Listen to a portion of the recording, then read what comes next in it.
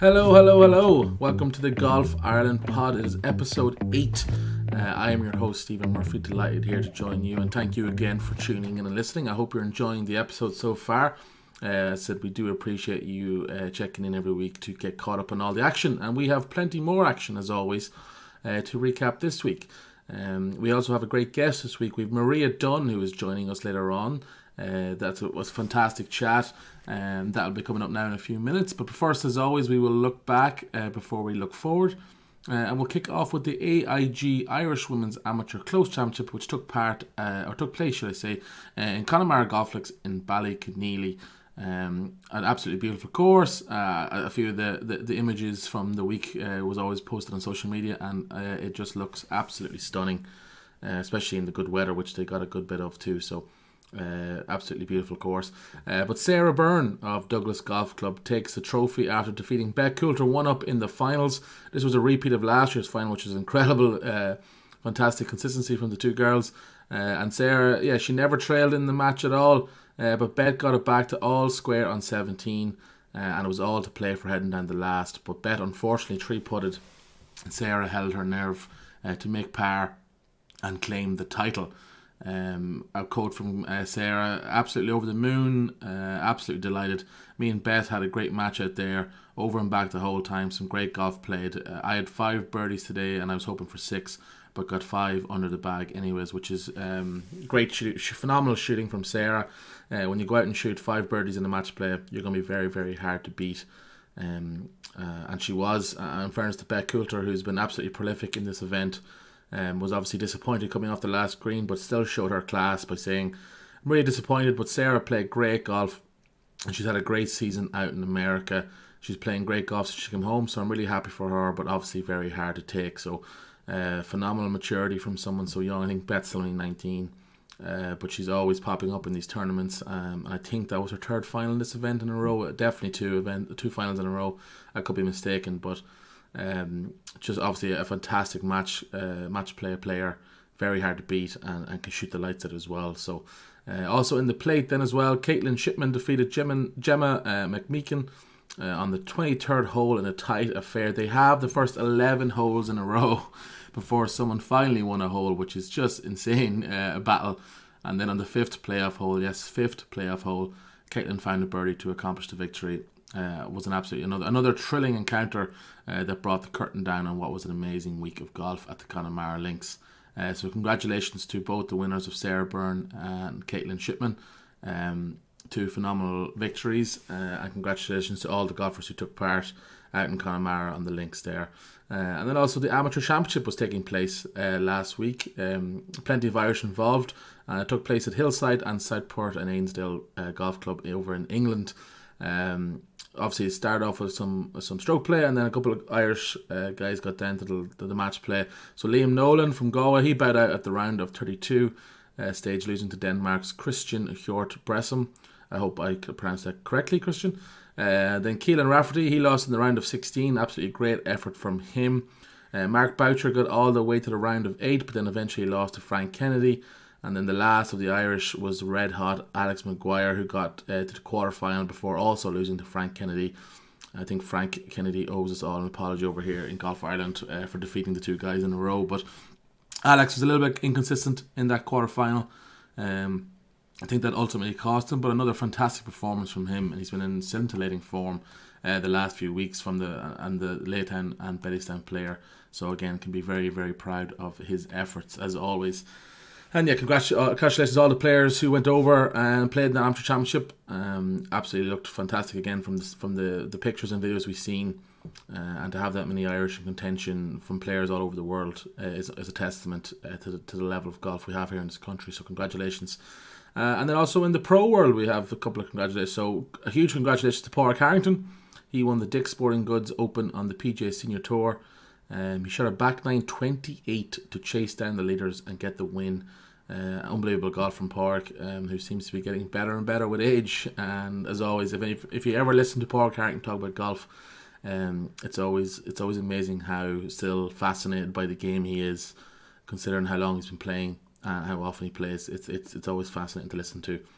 And then also Leona Maguire and Stephanie Meadow had brilliant weeks at the KPMG PGA Women's Championship, one of the majors over there on the LPGA.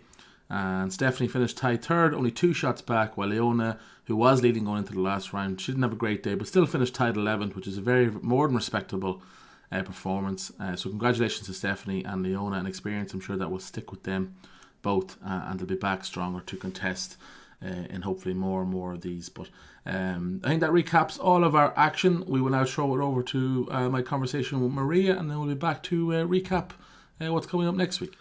Now joining the Golf Ireland pod is Maria Dunne. Thank you very much for joining me here. Maria, how are you? All good. Gearing up for next week. Thanks, Stephen. Yes. I'm sure you're a very busy woman, so I'm glad that you've took some time out here to speak to us. No problem. How's all your life? Enjoying the good weather? I think I've asked every guest so far. That's how long we've had this nice little spell of weather. It's fantastic. I live in Skerry, so I live right beside the beach. I'm looking out at it right now. I've actually been too busy to kind of enjoy it at the moment. But hopefully, when things die down, I'll get to enjoy some beach time with my kids. Or the day that you'll be free, it'll be lashing rain. Yeah, probably more than likely. Yeah, more than likely. That's the way it works, unfortunately, in Ireland, Maria. Yeah. Obviously, we have you on to speak about the Vagliano trophy that's coming up, but we'll leave that to later on. I want to speak about you and your kind of career yourself, because you've had a fantastic career, Maria, in your own playing right. And I want to speak about your international duty. So you've played for Ireland, you've represented Ireland. You made your debut at 21 years old. Do you remember the tournament and the course? Yeah, it was in Cruden Bay in Scotland. Correct. It was 2003, and we won home internationals that year on my debut. And then I was very fortunate to finish playing representing Ireland in 2017 with also a win in home internationals. So I kind of bookended it, really. I started with a win and I finished with a win. I mean, that's pretty good. It was nice. I was very happy, very, very happy. Yeah. Looking back, 2003, you're 21 years old, and you're already kind of representing. I think you represented Ireland at underage as well, didn't you? So you had a bit of experience. Yeah, I played girls home internationals, and at that stage there was under 21 European team championship. So I represented Ireland there, and then I got the call up for the women's team, which was fantastic. Talk to me about the call up. Who was your captain at the time? Who selected that? Mary McKenna, actually. Mary McKenna was the captain. I was nervous because I didn't know whether I had done enough to make the team. And I was in college in America at the time. So that season that I played, it was my freshman year in college. So it really, all the opportunities I had there to practice, and the coaches and access to facilities really spurred on my game. So when I came home, that end of my freshman year, I was in a different place to where when I left. I had worked hard all year and been in touch with my coach back in Ireland, seeing him over Christmas when I was home, and then had a really good season, and it paid off with a selection. Were people surprised when you came back and you were much better? Well, I'd hoped to be. No, I'd hoped to be. I worked hard, so it was from all the hard work that had gone into the first year. That seems to be a theme for. I know.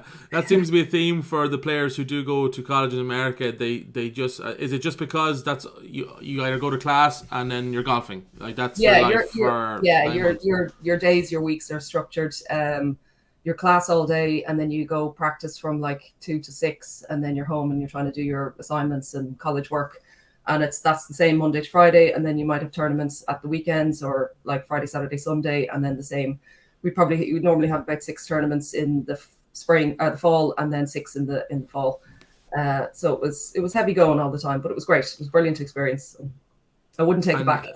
No, absolutely not. And you said, as well as you said, you retired in 2017. When you look back at that kind of long stage of representing Ireland, what are your fondest memories that stick out? Sorry, I thought it broke up there. Sorry, say the last question. What was my fondest memories? Yeah. Just all the friends I made along the way, to be honest. I mean, I had so many, like my closest friends in life now are who I met through golf, and they're from all parts of the country. And only for golf, I probably would never have met them. and the places I got to travel, the people I got to meet. Like towards the end of my career, I was in Japan, Peru, and India, and I've never been to those countries before. So I was getting to experience all these brilliant things while playing golf and representing my country at the same time. It's people often talk about the pride, but is it probably something you don't realize until you're actually doing it, of representing your country. We, like some of us, when you think about it, obviously it makes sense that you would be prideful in that, but actually sitting on that first tee wearing the Irish colours, being announced as representing Ireland, is it a weird feeling? It's not a weird feeling. You obviously always you would get nervous on the first tee, but it's a proud feeling. You've worked hard. This is what you work for. This is the hours that you put in, the dedication over a long period of time, the hard work with your coach, all the input from the performance coaches that you might work with as well. So it just makes you feel so proud standing on that first tee, representing your country. There's no better feeling. You were also on the 2016 winning Curtis Cup team. Yeah. Where GB&I won 11.5 to 8.5. Yes. Looking through the results there this morning, doing some research, Maria, you and Megan McLaren formed quite the partnership. Yes, those few we days. did. We did. You were beating up on some Americans that week. When you look back to now 7 years ago, does it seem like 7 years ago when you look back? No, it doesn't. No, it absolutely doesn't. I don't know where the 7 years have passed at all, but it was like one of the greatest golfing experiences of my life. Like there was nothing like it. Dunleary, the crowds, playing at home, representing Great Britain and Ireland, the pinnacle of your amateur career, and it's literally everything you have worked hard for all your life to get the call up, and to be on a winning team and contribute. I had 2 points out of 4, so I contributed to the team, and just the lifelong memories and friends that we made from that. You said you contributed 2 points. You hear that being on the teams like that, it doesn't necessarily matter. The experience is being on a team like that. I remember Shane Lowry when Europe got pretty badly beat at Whistling Straits. He said he didn't really care, because that's still the best moment of his life. Is that kind of how you feel too? Obviously, it's nice to contribute the 2 points, but when you look back, it's everything surrounding it that stands out, not necessarily 2 points. No, it was just. It's hard to, even to this day, I'm like, did that actually happen? The whole week was just so surreal, no, it was just amazing to be part of the team, and a bonus that I was able to contribute so much. But again, that went into all the hard work that myself and my coach Roger Yates worked hard to. We had a goal in mind a couple of years back. He believed that I could be a Curtis Cup player. I didn't have that belief in my head, but he kind of instilled it in me. And when, he was always right about everything. So then I was like, oh, okay, maybe I can play. Maybe I could be a Curtis Cup player. And, we worked hard, and it all came to fruition from that hard work and the belief from my coach. He really instilled that in me. No matter what team it seems to be in golf, Solheim, Presidents, Ryder Cup, Curtis Cup, everyone seems to buy into the team aspect of it, which is, golf is a very individual sport. You have to be selfish to get to the level that you guys get to. But why is it that when it comes to a Curtis Cup week like that, everyone just seems to buy into the team aspect? Well, we had a great team captain, so that was the start of it. She put in all the work in the background. She made the atmosphere amazing. The players just really enjoyed it. We really bonded. There was a really great team environment between our captain and our manager, and we wanted to win it for her, and it was just a brilliant experience. You also had a young Leona Maguire on the team at the time as well. Yes. Did you recently won her second LPGA Tour title, which is absolutely fantastic. Did you guys know back then that she was going to be this special talent, or was she still? I think she was 21 at the time.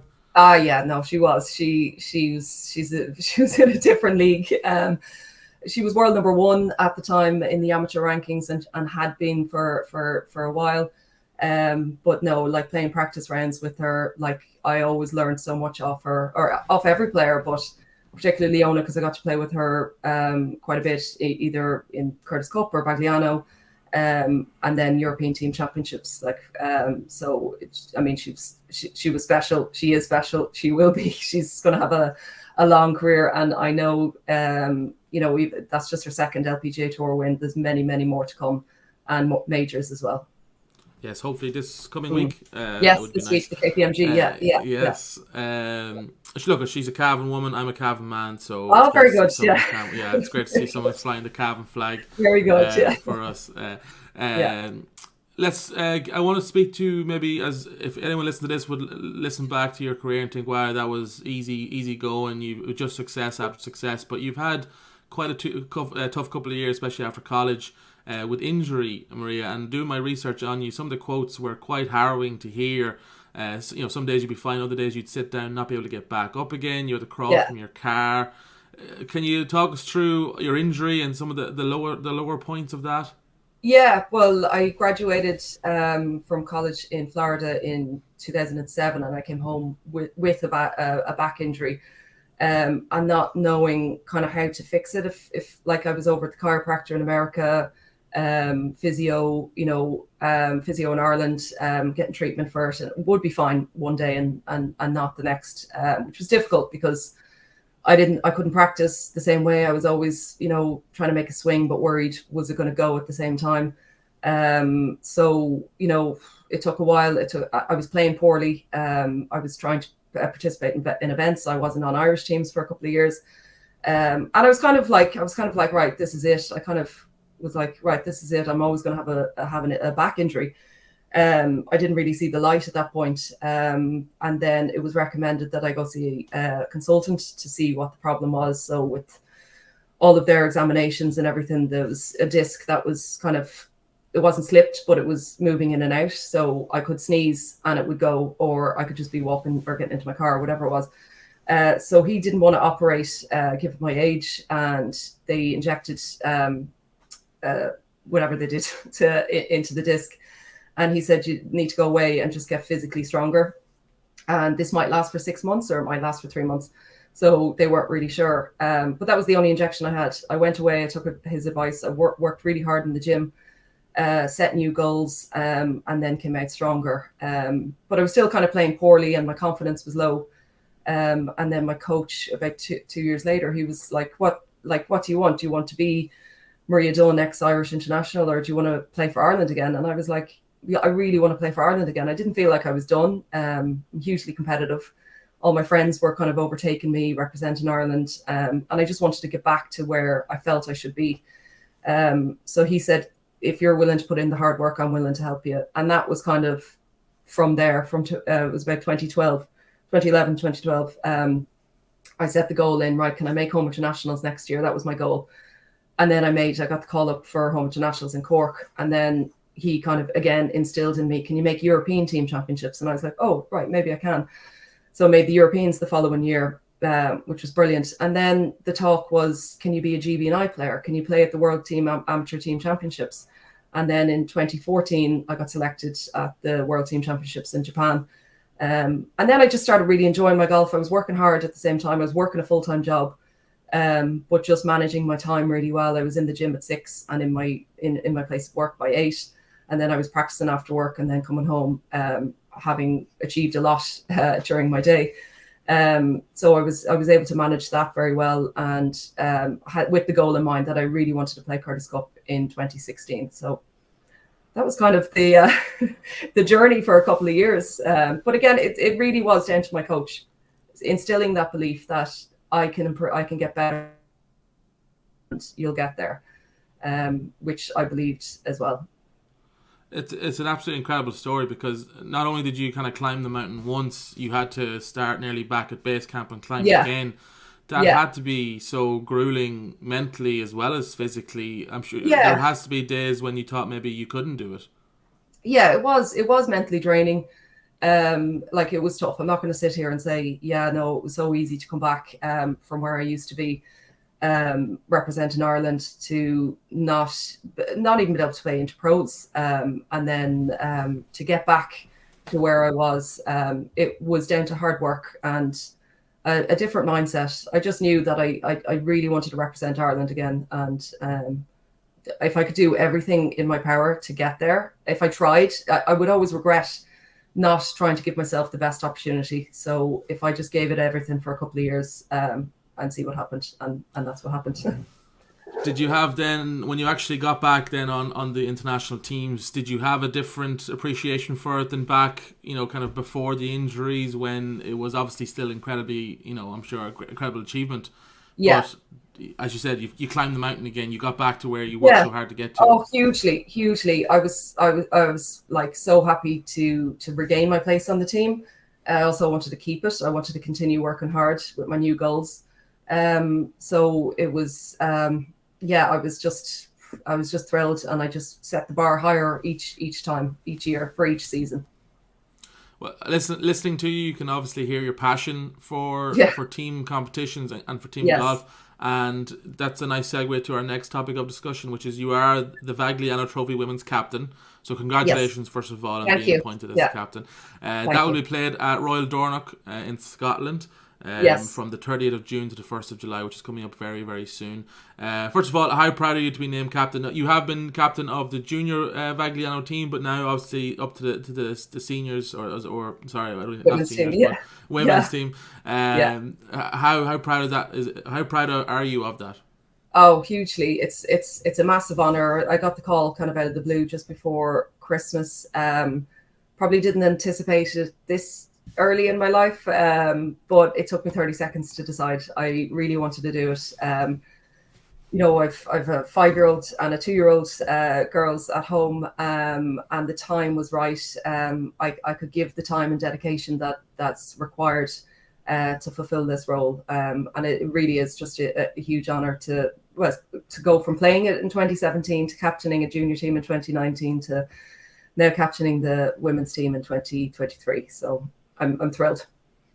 So you get the call. Does the mind just kick straight into the process, team selection, and how you want to go about it? Yeah, it was pretty much like, all right, can I do this? Can I, I work full time, as well as I just said with the kids. Can I dedicate my time? Can I give it 100%? That's what I kind of figured out very quickly. Yes, I can.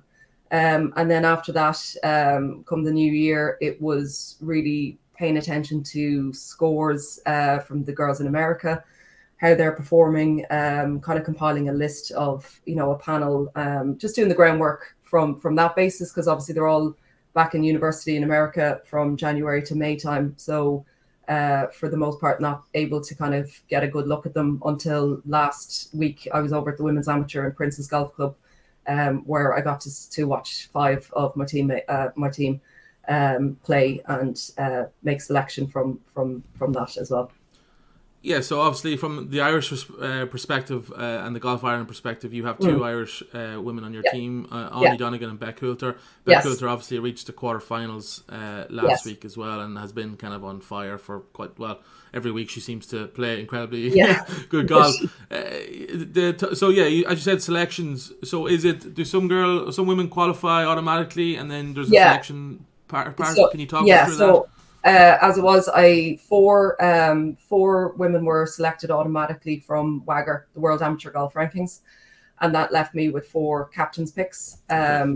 So really, I'm looking at stats, I'm looking at stroke averages, I'm looking at tournaments played in America. I'm talking with the high performance directors from each home unions, the coaches. I'm trying to get an insight of the players. Some of the girls I don't know at all. 2 of the girls on my team, I captained at the Junior Vagliano, Hannah Darling and Beth Coulter. So I obviously know their personalities, what they're like in a team setting, which helped. But for the remainder of the team, I don't know these women, and it's just very quickly trying to get to know them and get insights from all the directors, and go on the stats, and that was hugely important when it came down to the selection. As you've mentioned, you played in the Vagliano in 2017 yourself, and obviously, as you said, captain the junior. How much of that experience are you drawing on now going forward?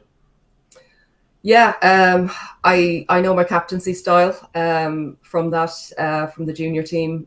We came very close at the 2019 Junior Vagliano. And really, I just tried to make it fun and enjoyable for the girls, and a good environment. I don't want them to feel under any pressure. Like, these are elite players. They know exactly what they're doing. I don't need to tell them how to practice, how to perform. You know, they're top level. It's trying to create that atmosphere, that culture, the environment in the team, do all the work in the background that the girls don't know I'm doing, and just make life easier, that they just go and do their thing, and turn up and perform. That seems to be a common theme with other. I've spoken to Laura Webb there a few weeks ago, Aidan Walsh last week about the captaincy as well. It seems nobody wants to be micromanaged. As you said, these golfers are at the top level of their game. They know what they're doing. They're not kids. No, I don't believe in over-captaining a team. I just believe in instilling that belief in them, being there for anything they need. If that's, if things aren't going so well, walking up the fairways and chatting about anything other than golf, and getting their mind off maybe being too down, or even trying to get, even if they might be 3 up with 4 to play, trying to get ahead of themselves. Like, just stay in that same kind of calm mindset. That's my goal for the players this week. And my energy levels will always be the same, no matter what. If they're down, if they're up, I'm going to be the same. And I'm just going to be walking around, helping them, supporting them with a smile on my face. I'll tell you what, I want to play for you after all this. I don't think you'd be very happy with my my stroke average, though. I don't think so. Yeah. You mentioned there trying to keep it fun and not to take it too kind of seriously. Look, we all know that at the end of the day it is just golf, but how hard is it when you're in that situation to remember that, to actually, remember, like, look, it is golf, I'm here to enjoy myself, I'm going to remember this for the rest of my life.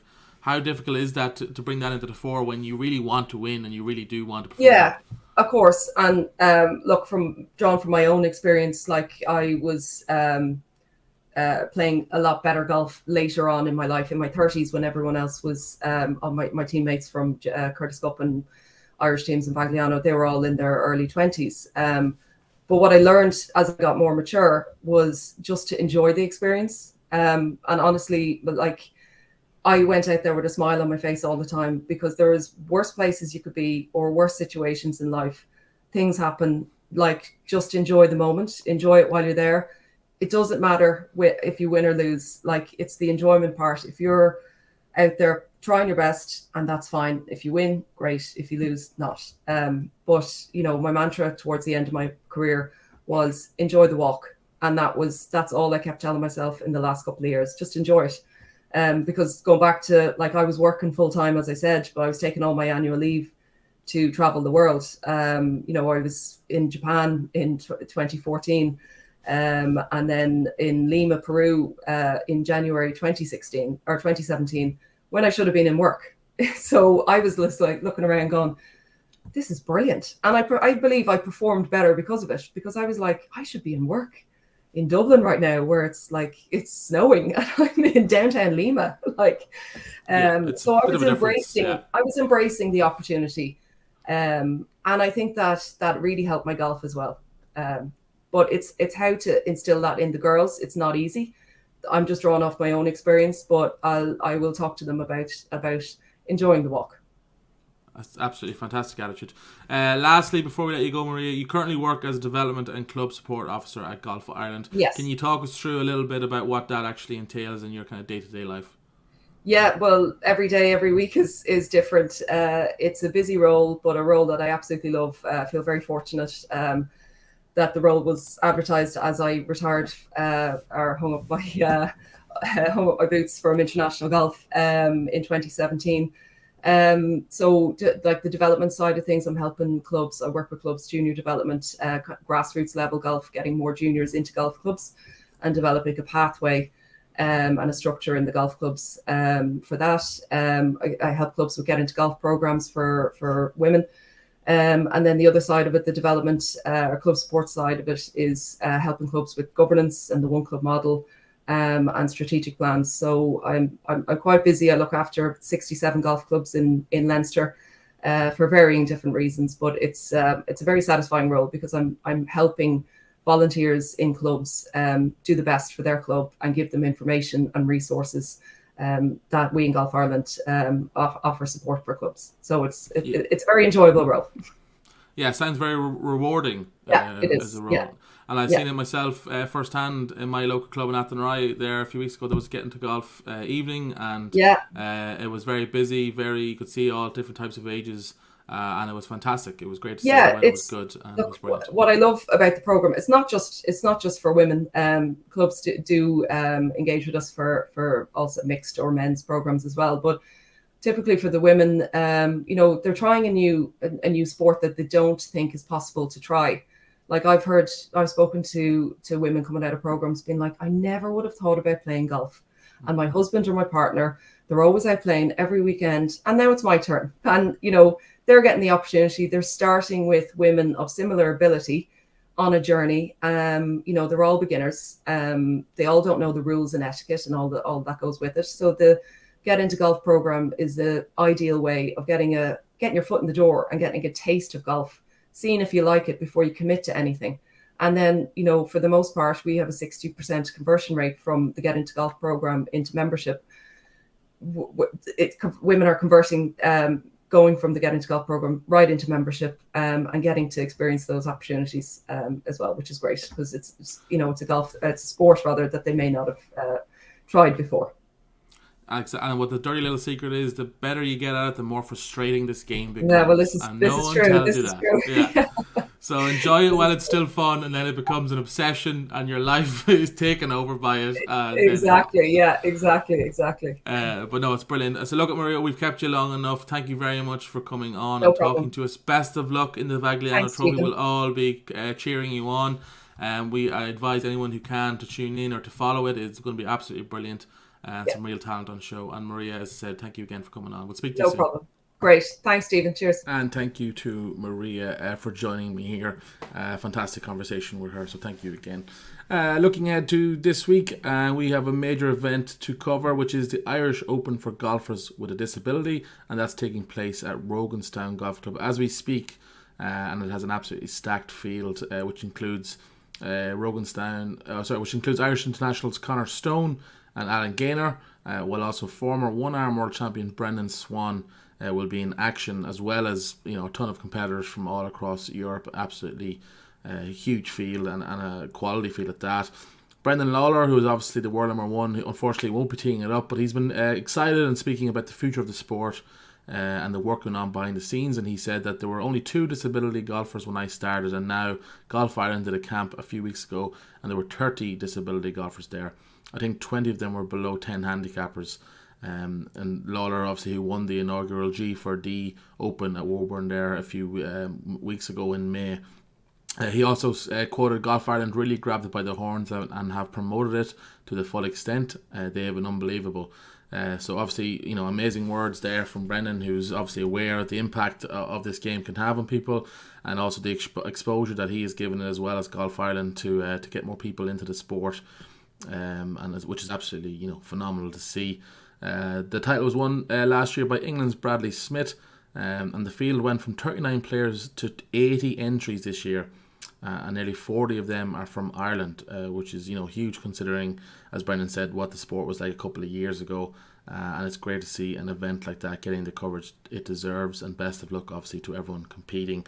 So that's taking place as we speak. You can keep up to all the scores on Golf Ireland socials, and best of luck to all the competitors. And as I said, we'll be back next week to recap all of that. But that kind of sums up today's show. Thank you as always for listening. I appreciate it. I hope you are all getting out golfing and enjoying your golf in the middle of summer now, pretty much. And we'll be back next week to again recap all the action. We'll have a new guest. So thank you for listening.